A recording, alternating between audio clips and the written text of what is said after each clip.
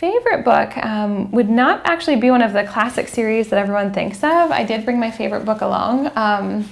And this was a favorite childhood book, and it now has become really special for my husband and I to read to my son. And he now is starting to read a little bit on his own too, which is a lot of fun. It's a book called Milk and Cookies, and it's just a basic little family story about almost like a bad dream that this little bear had about a dragon. And the reason it's so special, when I was growing up, my nana used to watch myself and about 10 of us total grandkids when my parents were working and in the summer months and things like that. And this was one of the ones that she had at her house that my little sister and I used to read. And my little sister was able to track it down actually for me for my baby shower.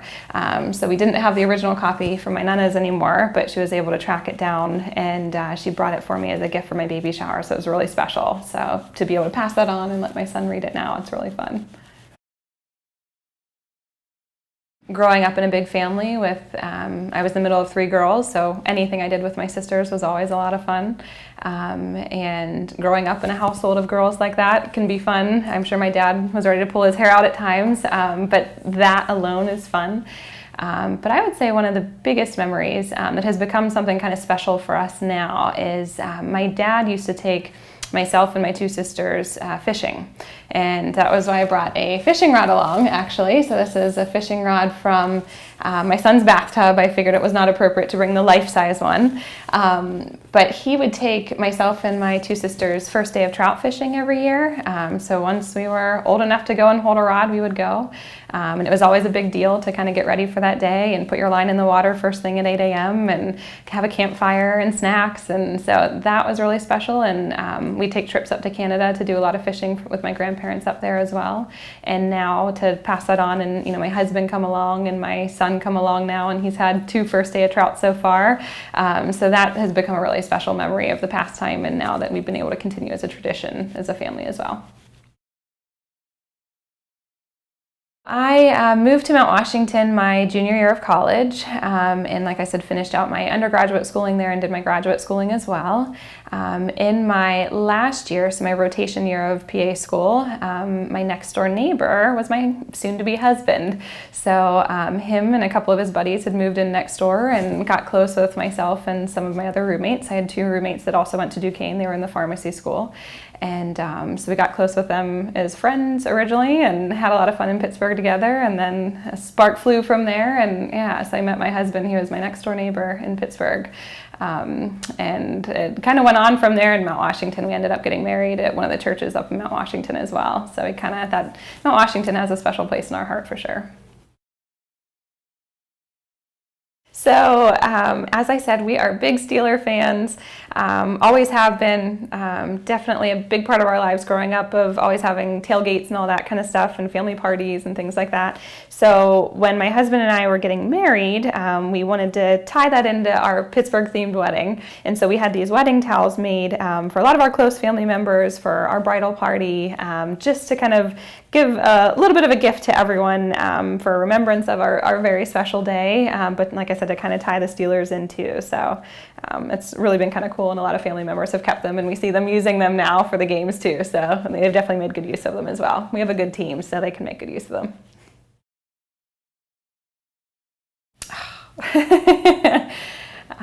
Ezra makes me light up, obviously. I do have a picture of him here, so I have a couple pictures of him, of course. This is one of his newborn photos. So I have this one here from when he would have been about 7 days old.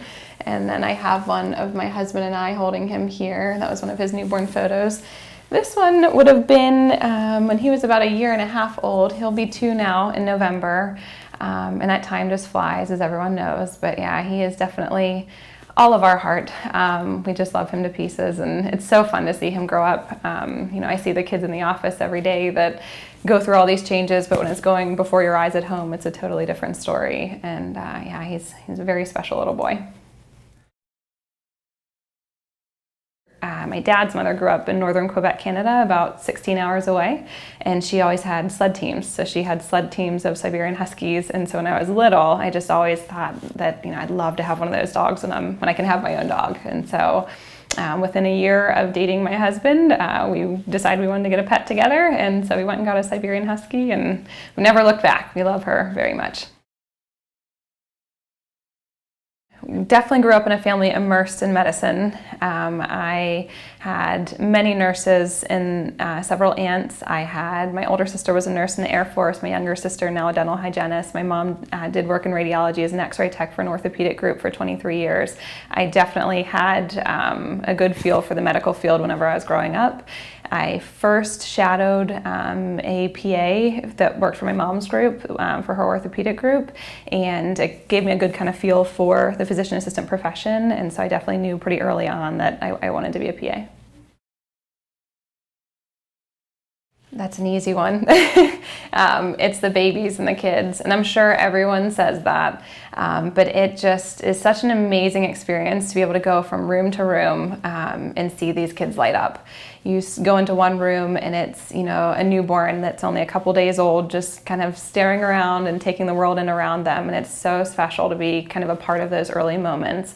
And then you go into the next room and you may have an infant, a chubby little infant that's, giggling and laughing and smiling and, doing a lot of milestones for the first time.